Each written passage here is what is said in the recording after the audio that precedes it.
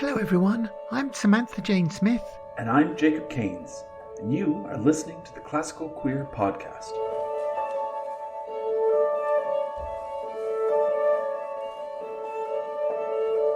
Join us as we listen to queer classical music from around the world, talk with composers, and explore the wonderful, diverse, and growing repertoire of LGBTQ musicians.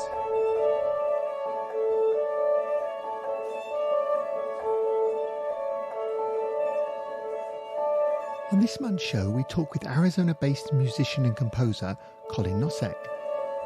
Colin is a firm believer in mixing traditions and describes his music as if Radiohead were a bluegrass band that played on classical instruments. Now that has to be worth listening to. Now before we start, I want to let you know we had a few audio problems and sometimes the sound is not of the highest quality. We apologise for this and hope it doesn't spoil your entertainment. We did consider re-recording, but as you will see, we had so much fun talking with Colin, we could never hope to recreate it.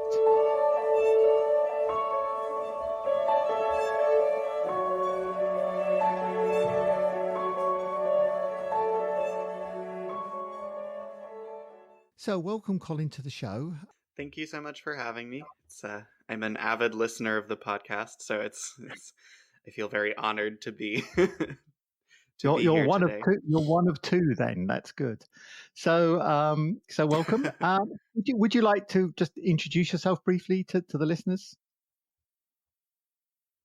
Yes. So as Samantha said, I am a composer and clarinetist. I recently finished my undergrad at the University of Arizona, where I studied with Dr. Kei He in composition and Dr. Jackie Glazier for clarinet. I'm Arizona-based. I was raised in rural Arizona and currently live in Tucson, which I really love the Southwest. I love being here. I find it really inspirational and beautiful. Yeah, I don't know what else to say. I think those are the bullet points. So. That's great. And also, I mean, it's kind of interesting you mentioned the Southwest, because we're going to listen to some of your pieces a little bit later on. But I certainly thought, at least in one of those pieces, I got a strong feel of the Southwest. So do you think that's been an influence for you? Absolutely, yeah. Actually, not so much in the ones that we're going to listen to today. So I'm interested to see how it comes through unintentionally, because I'm sure it does. But I've certainly really heavily leaned into it and in some pieces, and it's kind of been in the background in others, but I'm sure it's always there. Well, it's such a striking landscape. It's hard not to, even if it's unintentional, I'm sure it's hard not to have it be part of your music making. Yeah, absolutely. It's something that I see as very central to my background and my upbringing, and so it's just one of those things that I always will consider a part of me and by proxy my music. Yeah, lovely. Yeah. Now, one of the things is, I mean, I when I first came across you, I saw a lot of you playing clarinet. There's quite a few videos of me playing clarinet, but yeah, So I guess I was going to ask you, was that, do you see yourself as first and foremost as a performer, or do you see yourself more as a composer, or is it some sort of balance between the two? Absolutely, I'd say as a composer first. I've always thought of myself as a better composer than performer. I hope that's how it comes across to everyone else, but yeah, I definitely lean more into the composition, but I still love performing and really loved studying performance. When did you start playing clarinet? Were you like a 7-year-old start, or were you later in life? I say this as a clarinetist. It's actually kind of convoluted, but I started I must have been like 11 or maybe a little younger. I played clarinet for 1 year and then decided I didn't like it and switched to saxophone and like bassoon for like 2 weeks, like just kind of like trying to find the right instrument. And eventually landed on saxophone and played that all through middle school and into high school. And then I grew up in a really small town, so our band was like 20 people. There were not great performing forces, and we had like 7 saxophones and no clarinets. So so the band director was like, yeah, I'm making an executive decision and switched some of us to clarinet, and I kind of really fell in love with it again, and for some reason decided that that's what I wanted to do in college. So You on and ended up off. there. Yeah, it was a weird road, but I've considered myself a clarinetist and not a saxophonist for the last few years. Fair enough. I always say I ended up on clarinet for 2 reasons. And I've probably even told it on this podcast at some point. But when I went in grade, whatever it was, we were picking instruments. I had no idea what I wanted to play, but my grandfather had said, you go in and you tell them you want to play the licorice stick. And so I went in and I told my band director that I wanted to play the licorice stick. And I'm sure he looked at me. I would have been 9 at the time. Like, how the hell does this 9-year-old know what a licorice stick is? And then the other reason was I was taking piano at the time, and I was a mediocre pianist at best, and I still consider myself a mediocre pianist at best. And at the end of the year, my piano teacher, we were finishing up lessons, and he said, so Jacob, what are you going to do next year instead of piano lessons? What are you going to do? And that was my hint that it was not going to be piano. It was going to be clarinet from here on out. So I'd like to know when else people arrived at clarinet and how, because I think we've all kind of got those stories. This is kind of irrelevant to the podcast, but I played the oboe at school, mainly because I was the last person into the class, and they gave me whatever was left, and they said, play this. And it was like, I had no idea what it was. And I was so good, they made me third oboe in an orchestra of 2 oboes.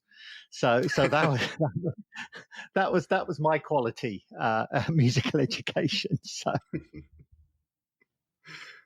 So you ended up on clarinet, and when did you start composing? When did that kind of begin for you?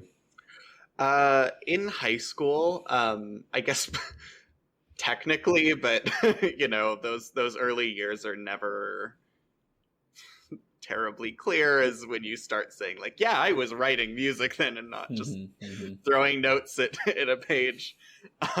So yeah, I started composing in high school, kind of over the summer, just to have sort of something to do musically. And the high school I went to, we just had a band, no orchestra, so like band music was all I was familiar with, and started to discover like some of the more contemporary popular composers like John Mackey and Eric Whitacre, and like in high school just thought they were the most amazing thing I'd ever heard, and kind of started writing music that was terrible imitations of them. So then I decided it was something I really, well, didn't decide, but I found out it was something I really enjoyed doing, and wanted to pursue it, and kind of throughout college definitely shifted from like what I listen to and what I try to write, and like, that thing that every composer has to do of finding their own voice and getting away from the thing that inspired them to do it in the first place, so they don't become a cheap imitation. So I'm kind of curious at this, because somebody who has no music ability, did you just suddenly go like, okay, it's the summer, oh, you know what, I'm just going to start writing music down, here you go, here it is, and start playing it? Or, I mean, how did it actually occur? I'm just kind of curious. It's very silly now that I think about it, because I was just thinking, I was like, gosh, wouldn't it be cool if there was like a computer program that you could put notes into and like make sheet music, and it would play it back. And of course I had no idea that that was like a thing. So I found MuseScore and started by like doing terrible arrangements of stuff that I really liked, and then I was like, hang on, I could write my own stuff.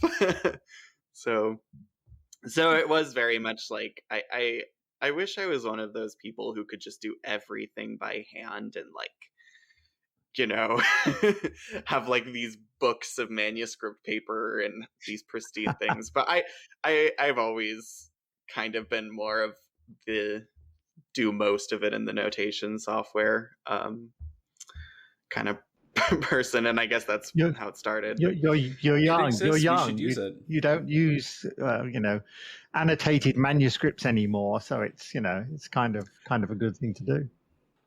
Yeah, it took me a long time to realize that that wasn't something to be ashamed of, or like that everybody has their own process and there's no right or wrong way to do it. Like as long as the product is what you want and is quality, then why does it matter how you got there? And it's I'm a big believer in not being afraid of technology. We shouldn't. Yeah, it's not going away. Finale, Sibelius, MuseScore are not leaving our system anytime soon. So why would we pretend they don't exist? We should use them to their full extent. That's my hill to die on. Yeah. And I suspect Bach would be there using synthesizers if he could. I mean, I don't think any of the old composers would actually shy away from it. So it's kind of just you use the tools you've got. When the pianoforte came in, look, people started using it. They didn't just sort of go, well, sorry, this is the original. We've got to go back to using a harpsichord. So. Yeah, and it's also what I also always follow everything up with. No one is taking the harpsichord from anybody. You can still write on the harpsichord. If you really want to write on paper, go write on paper.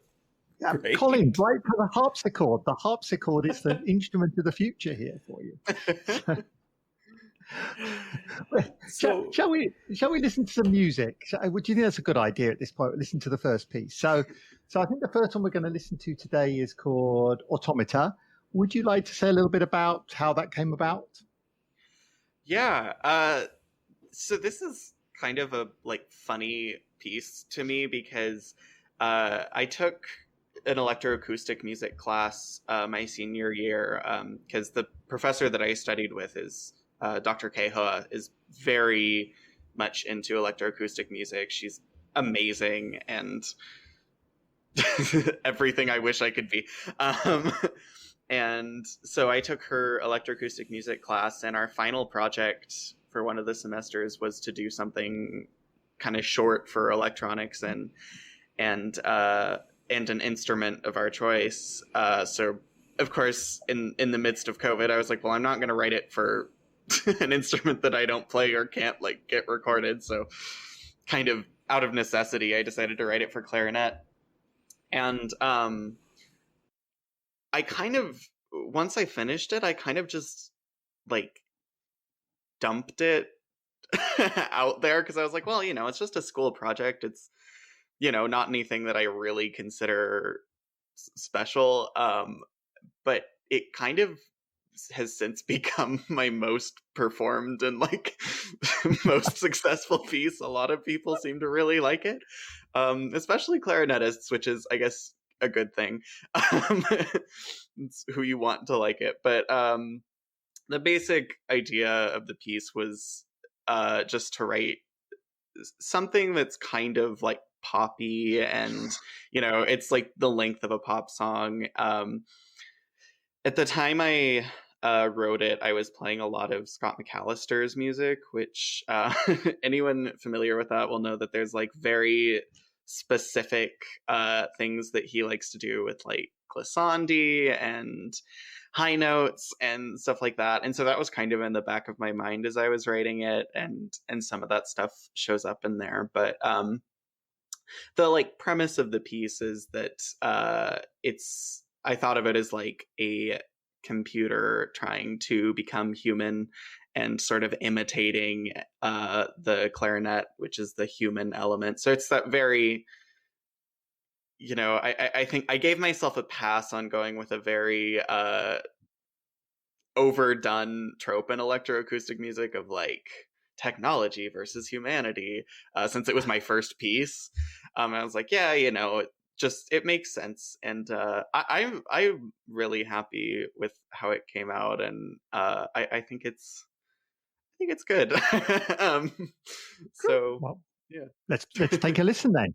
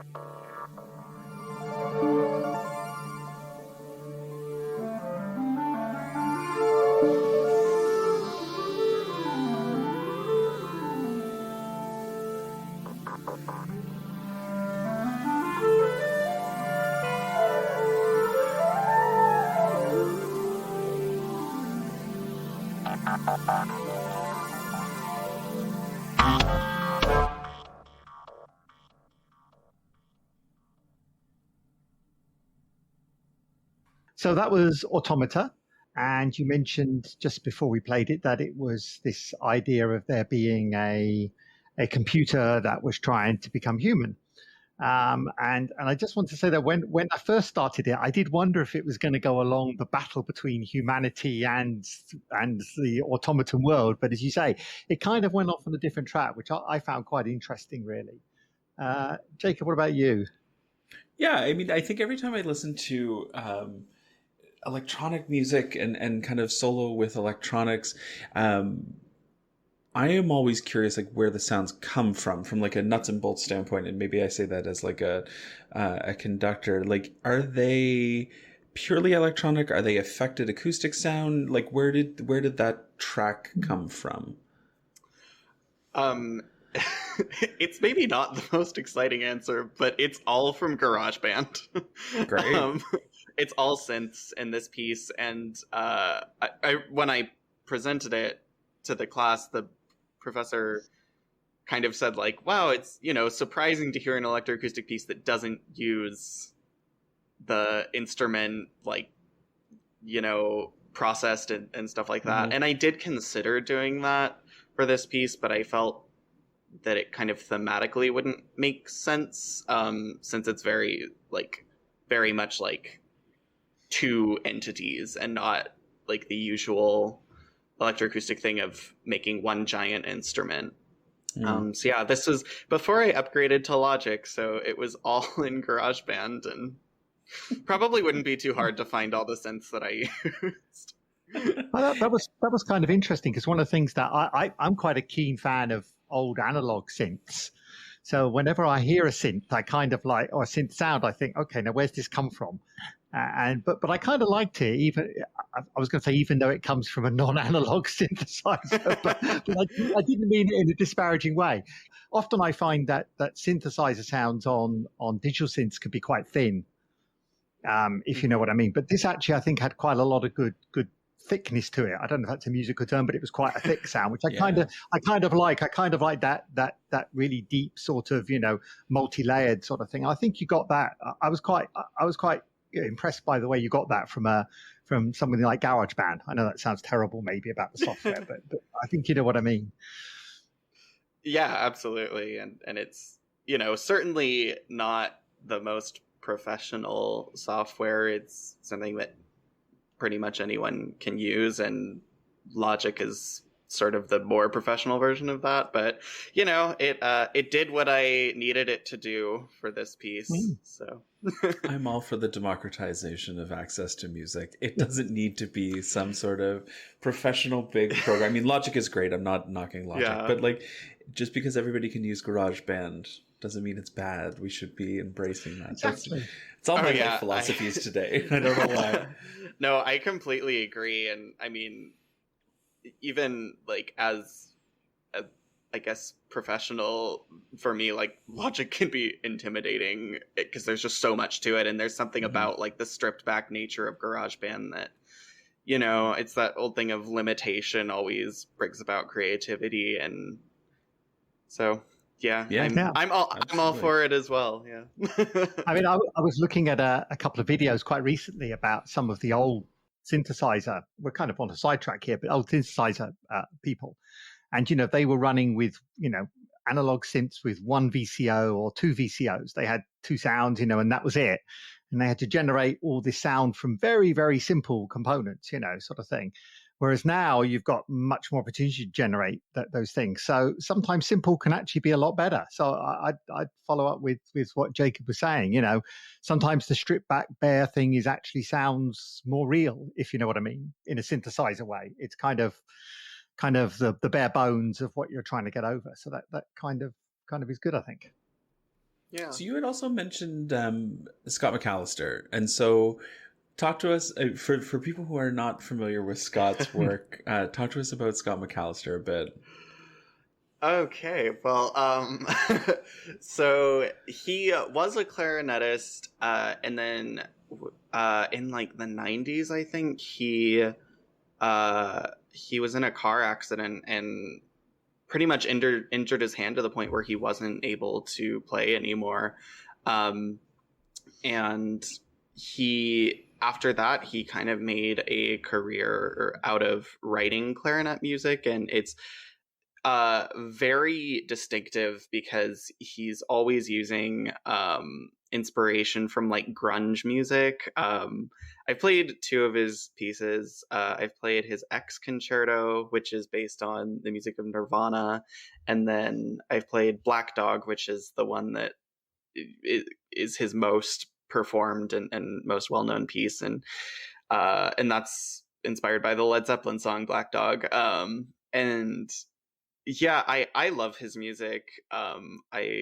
It's so much fun to play, and it's, you know, very clearly comes from a clarinetist, because it's, you know, you listen to it and you're like, how could you do that? It's so fast and like so it sounds so difficult, but it lays really well under the fingers, so it's kind of easy to learn, and it's really good like show-offy music. But Yeah, it's definitely he's one of the composers that really like opened my eyes in college to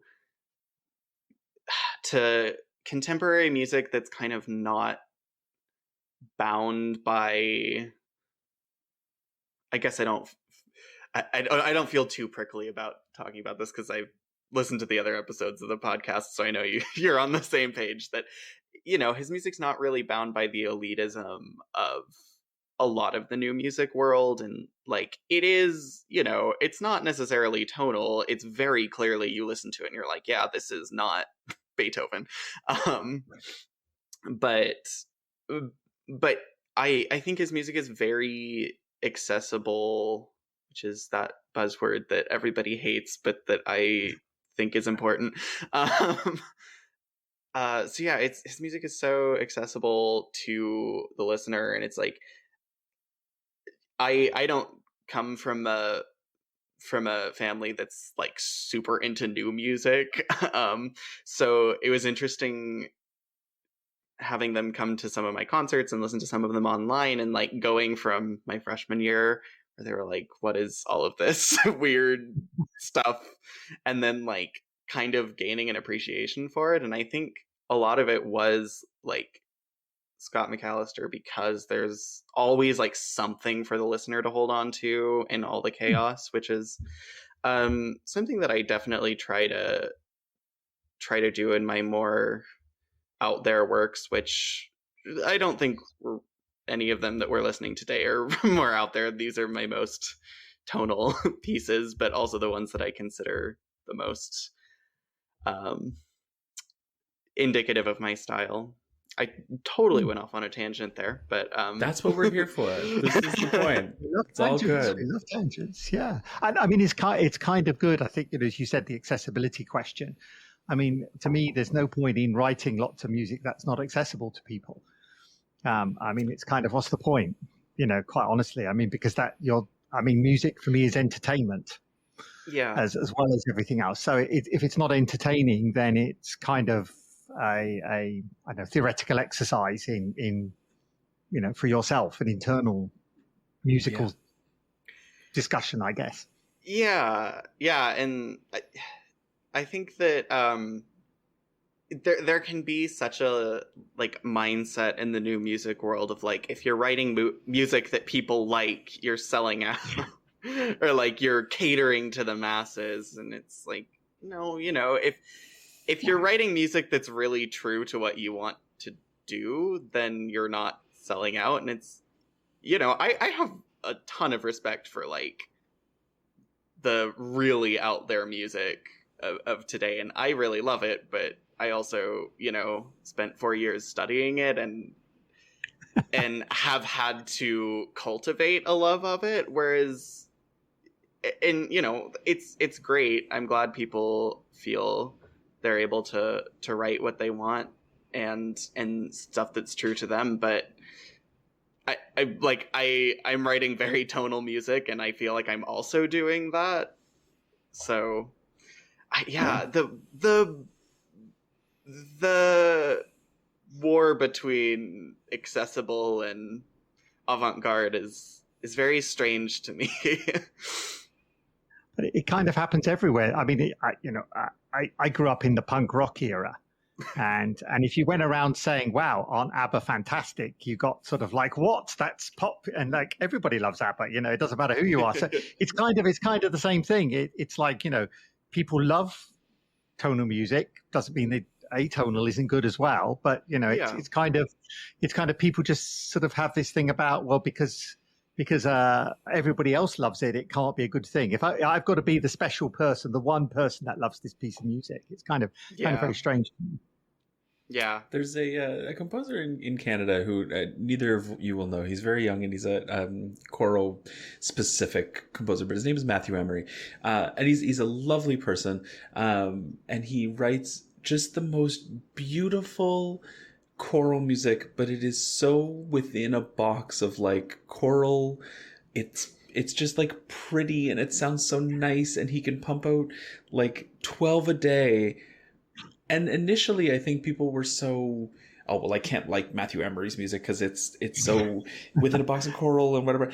But it's beautiful. It's so nice. And he's able to do it so well. And it's not put on. He just really likes to write these stunning chordal, completely tonal within a 1-4-5 box. And they're beautiful. They're great. And so enjoy it. It's new music, but it's, What are these to say about what are these to say about Rossini? He used to churn out his overture just before 5 minutes before the performance because he could churn out three overtures a day if he wanted to. They're all similar, they're all great, but they're fantastic music. Who cares? Yeah, enjoy it.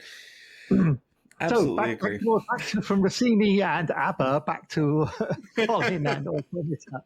I did have another. See, we do go off on tangents. I did have a question about the clarinet piece here. Seeing we've got two clarinetists, is that I watched the video and for a non-clarinetist, how difficult a bit is that to play? I mean, because it seemed to be quite hard to play, but I'm no clarinetist, so is it? Where's the difficulty? Is there a difficulty in that from a clarinetist perspective? I don't know, to be honest, because for me it's harder to assess the difficulty when I'm like writing it, so I know every note. And with this one, it was more like I'm gonna write a little bit of clarinet and then like see how it fits along with the electronics, or vice versa or whatever. So it was a lot of like figuring it out as I go. So by the time the piece was done, I had already learned it. Okay. But I think I intended it to be kind of a good like starting out piece for like maybe undergraduates who want to play electronic music but are like really intimidated by like stuff that uses max MSP and like live processing, which is still, I've done a little bit of it. I don't know that I'm gonna go back to it because it's so strange and I can't wrap my mind around it. But so this is just a track that you play along with, and it's like I honestly thought of it as just like a solo piece with piano accompaniment. Okay. So I'd say it's it's not difficult, but I think it's like attainable for like intermediate to advanced. But Jacob, I'm interested to see what you think. as someone who's listened to it but has not seen the score and has not like studied it at all, I think what strikes me is perhaps the difficulty in learning something like this piece is less the mechanics and less the clarinetting and more if you're not used to working in that world, it's pretty difficult. And I say that because I work almost exclusively in new music. I really don't do like as a clarinetist, as a conductor, you have to conduct things. But like as a clarinetist, I don't really play anything that's not new music. And so to me, it's very, very, to use that word, accessible, as in I understand that like language. If that were placed in front of me, I would kind of know what it is I'm going for. And so the mechanics of it, like, fine, it is what it is. But the way it would get put together, or the concept of putting those sounds and those, not really extended techniques, but like, on the border of extended techniques with like electronic sounds makes perfect sense to me. Now, if you were to put that in front of a like symphony musician with a capital S, that would scare the bejesus out of them. Like they would have no idea what to do with that. But I say that as somebody who lives and breathes like new clarinet world. And so I think that's maybe the difficulty is less about the mechanics of the piece and more what the ask is. But that's me having not played it, but that would be my assessment. I mean, one of the things when I listened to it first of all, and maybe again I'm not an expert in this, but it almost sounded like it got a bit almost jazzy in places. Does that kind of make sense? There's a little bit of jazziness in there, and I kept thinking we're going to go almost full jazz at one point, but we didn't quite. we kept sort of away from it, but it had that kind of feel to it. Yeah, and actually, you just reminded me that I didn't send the score, which if you would like me to, I would be happy to share it. But I'm always happy to look at the score. That'd be great. Yeah, yeah, absolutely. But actually, gosh, I can't believe I didn't mention this. The beginning and the ending have improvisatory sections, so it's like I just like went into like preview and drew a squiggly line, and it was like, vaguely follow this. So that's probably where the jazz comes in, because it is improvisation, and that again like comes into the whole human versus technology thing, and the human's ability to improvise and go off book, I guess. So okay, yeah, no, that makes sense. Oh, good, excellent. Well, let's maybe move on to the second piece we've got, which is Space Between Lovers. So perhaps you'd like to introduce this one, please, Colin? So this piece was, it's for viola solo, and it was commissioned by my dear friend, Gabby Sioka, who's currently studying at the University of Arizona. And Gabby and I kind of first became friends over our shared interest in film. And so when I do a commission, I always like ask, how much control do you want over the style, or, what the piece is like, is there anything specific you want it to be based around? And so she said, since we both love film so much, I want you to base it off of a film. So, which is not a difficult ask for me, because way too much of my music is based on films. So I kind of spent a lot of time like thinking about what movies I could explore through music thematically that I haven't already. And I ended up on Before Sunrise directed by Richard Linklater, which is, that whole trilogy is like one of, I think, the greatest works of filmmaking ever. And it's just this beautiful romance, and there's a line in it where Julie Delpy's character tells Ethan Hawke, I don't have it sitting in front of me, so I'm probably gonna misquote it, but she basically says that that like if there's any God in the world, it's in the space between two people and in the attempt to understand someone else.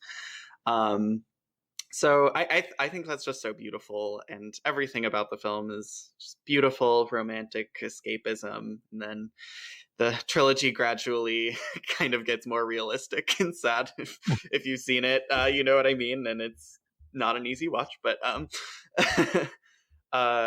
but this is more about that, initial first movie that's just dreamy and romantic. And I really wanted to just lean into like total saccharine like romance movie soundtrack for this, and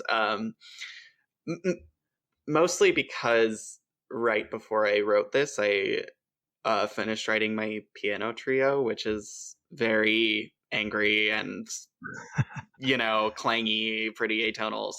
So it was just kind of one of those where I was like, yeah, I need to take a breath and write something that just feels kind of natural and innate to me. And yeah, it's really just kind of like variations on this one chord progression throughout.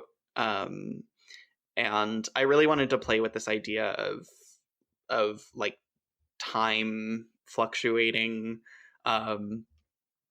especially when you're like with that special person, and so there's like moments where one idea will be like really stretched out to like a minute, and then other times where it's like condensed into 16th notes. And yeah, so that's kind of the general basis behind it. It's probably one of my favorite pieces that I've written. It's definitely one of the ones that I have the most like personal attachment to, and just found really to come very much from like within, and not like, okay, I need to try to write something. So, well, let's have a listen.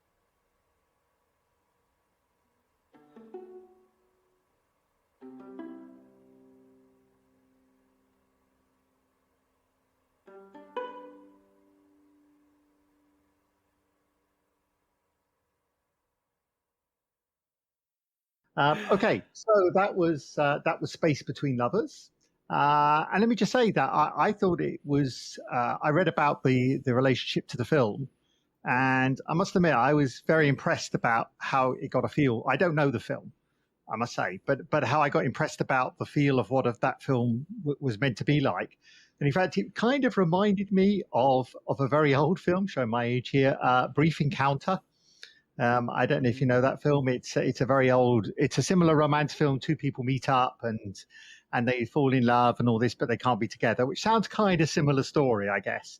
And it kind of made me think it fitted that kind of move, that kind of wanting, sort of haunting moments very good. I really felt that was a really good feeling I got about it. So I could see it as a part of a film score. I thought that was really good. Oh, well, thank you. That was the goal. I'm glad it came across. It was really interesting to listen to, because it reminded me so much of, and I say this as a massive positive, like it sounds so much like a hurdy-gurdy meets like Scandinavian tonal passage. Like it has this settled feeling, and maybe it comes from like the drone note that's like so prevalent most of the time, but it also just feels really genuinely, again, as a huge positive, like raw. Like it feels very comfortably anxious in its sound, I guess. I loved it. It was great. It yeah, it really it worked for me on a number of levels, but it makes so much sense to me to use viola for that kind of range and sound, and like ability to get that kind of like out of a viola, which is so important. Yeah, I mean, I'm assuming these are all things you've thought about, but like, what did you, how did you come to that, I guess? Oh, sorry, which part? I don't know. Like maybe let's say the composition style, like the drone and the pitches and the kind of reoccurring theme. Like you said, it's one chord progression that kind of comes through often, with maybe like variations to it, or kind of different like filigree to it every now and again. How did that come about? Largely through like sort of at the time of writing the piece having a newfound understanding of the mechanics of the instrument, and like really trying to explore, like, of course, lots of multiple stops, and writing a solo piece and still having harmony to it can be a challenge, but it's not too terribly difficult on a string piece. So I really wanted to just explore a lot of like the basic mechanics of the instrument, and I think maybe that's why it comes across as, like you said, like raw, because it's like so much of it is based on that like open fifth string tuning and like the fundamental pitches of each string, and lots of use of harmonics as well. So it's like it was an attempt to I guess in a thematic sense understand the instrument on its most like core level, and also just out of like pure love of the instrument. When she said she wanted a viola piece, I was like, God, yes. I've always wanted this. It's one of my favorite instruments. Yeah, people don't write enough for viola. People need to write more for viola. Yeah. No, I'm a huge fan of viola works, and I think there's also something, maybe analogous about exploring the instrument, and if it's that space between two lovers concept of like exploring the idea of like stretched time, and then time doesn't have the same meaning in those contexts, and it's a similar exploration in my mind. Maybe is a way to connect it. Yeah. this is the piece that I felt had a bit of a southwestern feel to it, and the reason is that I kind of got this image of almost like some people sitting on the porch playing a viola, like it was like this sort of, I don't know why I use the word rustic feel, but it had a kind of folky sort of feel of like, I could imagine a porch in Southwest US somewhere with somebody sitting on the porch playing this, as just in seeing time slowly progress by on one of those hot summer evenings, afternoon kind of things. Yeah. And it kind of had a bit of southwestern, to me, a bit of that kind of feel. Maybe south, maybe not completely southwest, but that kind of feel of a long, hot, folky sort of thing. So, yeah, I definitely think there's folk influence in there, because there kind of is in all of my music. I think the earliest genre of music I can remember being exposed to is folk and bluegrass, and so that shows up in lots of my music, again, like intentionally or not. Like I have a wind quintet where one of the movements is like straight up a fiddle tune, and that was very intentional, whereas this is just kind of, I think it goes back to that, like, folk music and fiddle music is so, like, I have a friend who's an incredible bluegrass musician. I don't know how much it would have reached Sweden and Canada, but a band called Run Boy Run, which they've played on like Prairie Home Companion. So in the folk world, they're pretty big, and a couple of the members live in Tucson, and we're very close. And I remember one time that she said to me that to her, folk music, it was like something very, I think the word she used was like primal. So there's just like something very innate about it, and like, again, just like getting right to the like heart of what the instrument is, and like the basis of it, and so I think there's definitely some parallels there. And with, some of the gestures, they're just very folky, especially in that section towards the end that's like the drone glissando stuff. Like, yeah. Sounds good. Yeah, I thought, as I said, for me, it was it was probably the most American of the pieces, if you know what I mean. It was kind of like had a very grounded American feel to it, like you get from hearing, the Gershwins or something else, whatever. You get that kind of American feel, and this one for me had that kind of feel to it, which wasn't necessarily true of the others. So this one, I think, was seemed to me the most grounded in Tucson, if you like. Yeah, I can absolutely see that. Definitely, probably some Copeland influence in there too. I love Copeland. I was gonna say the ground influence of Copeland, the expanse of Copeland. Copeland absolutely. always sounds so open and yes, yeah, absolutely. And there's also is John Luther Adams Alaskan? Is that where he's from? I think so.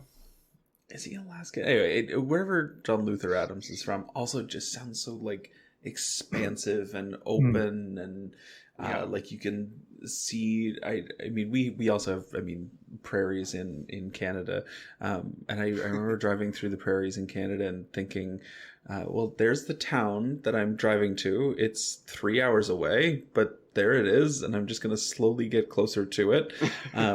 That feeling of like that space and that stretch is so prevalent in Copeland and John Luther Adams, and it's a very real compositional technique, weirdly enough. Yeah.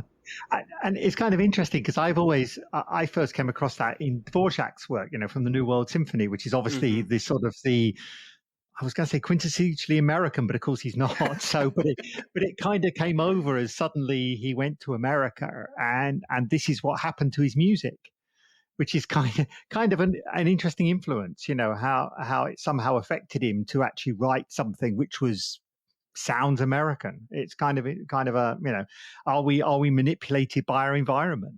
How much are we manipulated? Now, there's a deep philosophical question we can go on for half an hour about.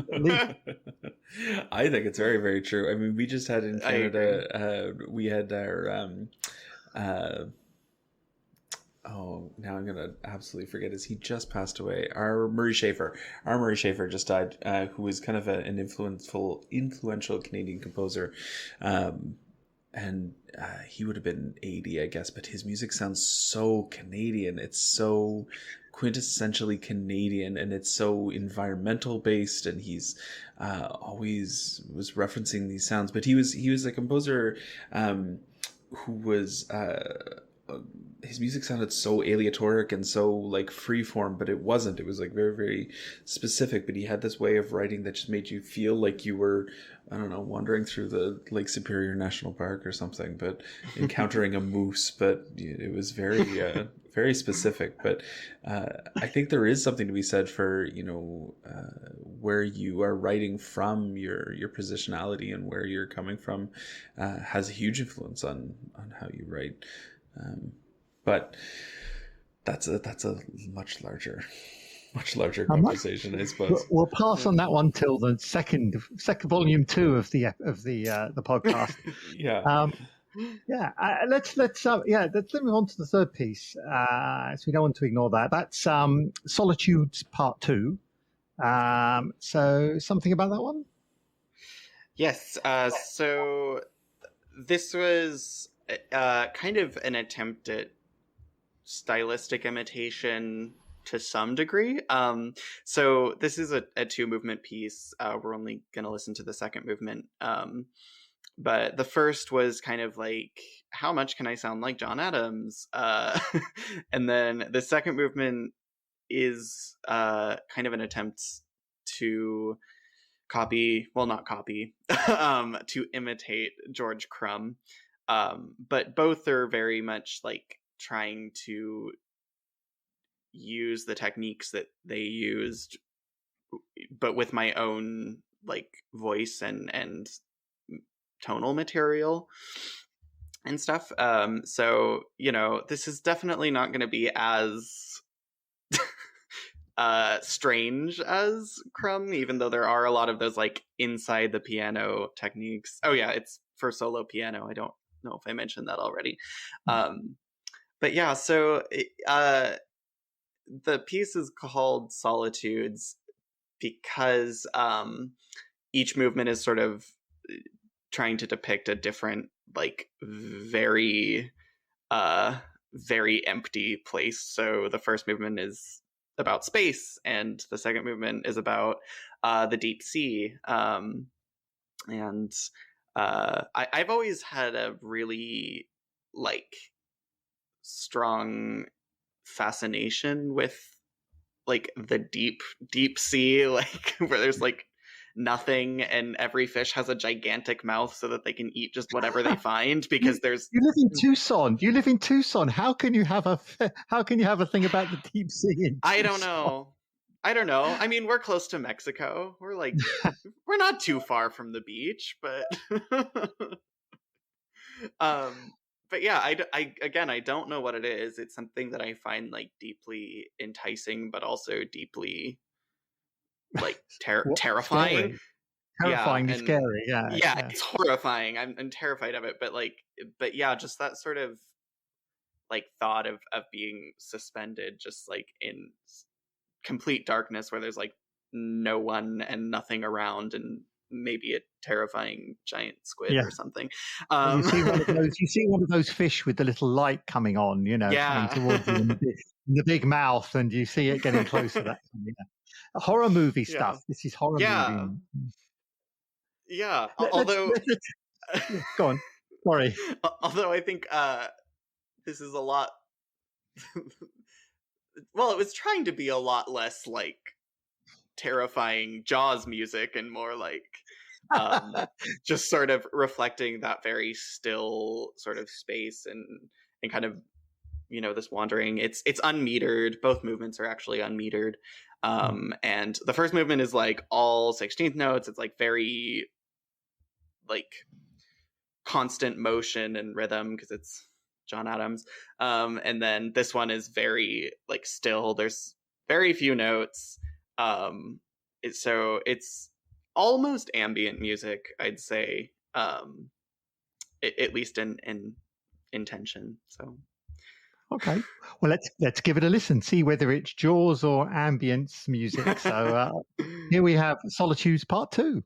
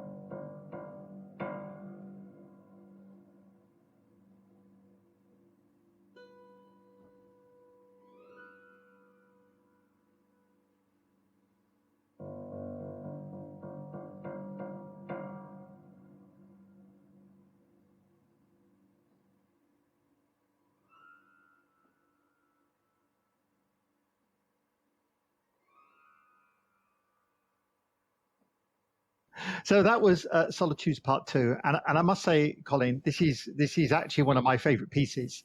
You actually sent me this some time ago with the first part, and I love this second part. It is absolutely fantastic. I love the whole aspect of playing with the piano in such a way.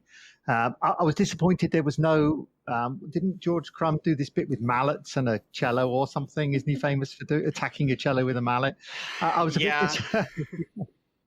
Yeah, that was the only. But no, honestly, I thought this for me. I loved the sort of the thunderous chords and the playing with the strings in the background, and it really just came over to me as just a really atmospheric, fantastic piece of music for me. Thank you. Yeah, it's always nice to hear like piano used in interesting ways, and there's so much piano music, and there's so much like hundreds of years of piano music, and it's such an underutilized instrument in so many ways. We have so many methods of making sound on a piano that we forget and kind of ignore, and it's so nice to touch the strings. It's great, play it like a harp. It's good. Get inside. So I always appreciate that, and it did have a really lovely. I think there's always a tendency, as soon as you hear something called Solitudes, that there's an assumption that it's going to be just this morose, heavy, depressing. Like really, depressing. Like we're all alone. Oh gosh, it's and as soon as you read that, you kind of expect it. But there, I mean, and as much as it's unmetered and free, and it's really. At times, again, maybe expansive in a sense, it didn't feel and doesn't feel aggressively morose, which is great. I appreciate the kind of nuanced understanding of the word solitudes. Maybe it's the thing I enjoy. For me as an introvert, it's like, we're all alone. Isn't that great? So yeah, it is. Yeah, and you had these fantastic chords, though. I just love these big chords you have in it, and that for me really just sort of because you're kind of going along and you've got the strings. I guess they're scraping strings at one point, and this kind of thing, and then you get these chords, and then you've got the strings bit of the piano, and it kind of keeps maybe going from what Jacob said. Sometimes these solitude pieces don't move anywhere. You know what I mean? They almost they're like stodgy. It's like, they sort of sit on you and they're like, ugh. But this moved. I mean, it was kind of had some dynamic to it, which and in volume and in everything. So it kind of kept you moving along. There was a story coming, which I kind of liked about it. Yeah, it's definitely the kind of difficult, one of the difficult things about writing a piece like this is like, how do I keep it really floaty and stationary but not boring? And I don't know. I guess it's up to the listener to decide whether I accomplished that or not. But I mean, it's something that I felt very. This was a difficult piece to write. I went through so many different drafts of it, and just none of them were good. And it was like, one of the first instances where I really tried to branch out with extended techniques, and I could have gone a lot farther with it. Piano techs don't like that, so when you're recording at a university, I went with the asking for permission rather than forgiveness route. But yeah, it was very like, they're always so careful about extended techniques and just so prickly about any kind. It's like, well, this isn't gonna hurt it. I'm not like banging it with metal or anything. But so most of the inside the piano stuff is pretty tame. It's just like kind of lightly strumming the fingers across, and there are a couple times where they like kind of hit the strings with the palm of their hand.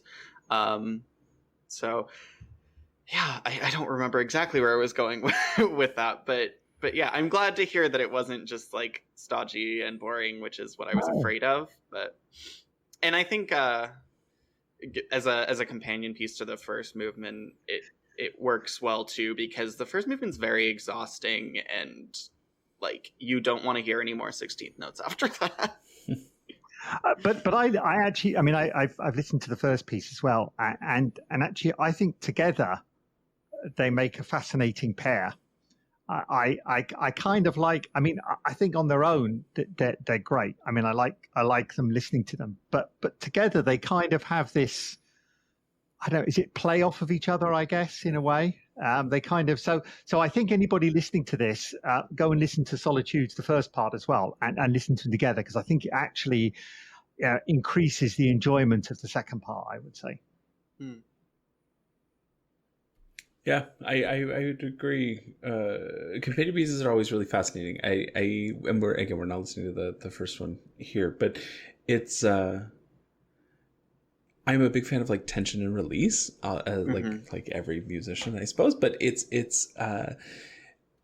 nice to like build up that feeling and then have this as a second movement where you can kind of just allow your blood pressure to come back down, I suppose, and kind of relax a little bit into it. Yeah, it was very, very lovely to listen to. Thank you.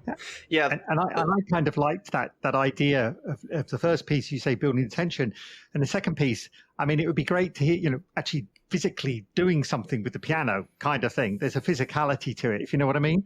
That's part of the release. It's like, I'm going to do this to the piano or this to the piano. It kind of had a bit of, physical movement to it rather than like, oh, we're at the piano kind of thing, which I kind of liked. Yeah. Yeah, I definitely am really fixated on like contrasts, and that's something that I think like came out of studying composition and kind of like realizing that if one thing is going to contrast from the previous idea, it has to be like completely the other end of the spectrum. Like something that's like kind of like it, but like kind of contrasting like doesn't work usually. I mean, it doesn't work for me. So no, that's fantastic. So what's next? Are you going to do now that you've graduated, are you going to go off and then pluck the piano harder on your next piece and hit it with a hammer and this kind of thing? Is that the goal now, or where are you heading? What's the next thing? So I am actually currently working on something that somebody emailed me after hearing my music on your radio show, Samantha. And he's a playwright and wrote this like short screenplay about like Russia in the early 20th century, and wants like 2 minutes of music for it. So that's what I'm working on right now. And then I'm also in the planning stages of a piece for Duo Entre Nous, which is clarinet saxophone duo with Jackie Glazier, who was my professor, and her duo partner Don Paul Kale, who's based in Belgium. And that's gonna be my next like exploration of extended techniques, because they're a very new music centered duo, and I want to write something that's very true to what they are. And so and that piece is based around ghost stories, which is another thing that I'm completely fixated on. I love a good ghost story. So that sounds fantastic. Sounds absolutely fantastic. Well, I'm going to say two things which you probably know already. The first is I want to make sure that you get me to play that music as soon as you've got it released so that I can put it on the radio show. But secondly, I'm sure we'd love to have you back sometime to talk more about some of your next stuff when it's out there. So it's been fantastic. So thank you, Colin. Thank you. This was great. Thank you, Colin. Yeah, we would love to have you back. It's always great to do a follow-up. That'd be lovely. Yeah, I'd love to. There was the one piece that I like really wanted to play for this had its premiere pushed back to March. It was supposed to be premiered this past weekend. And that one is, the most fitting for the theme of the podcast. It's very gay, and well, then next I'm very time. Perfect. Watch it is then. Well, we've got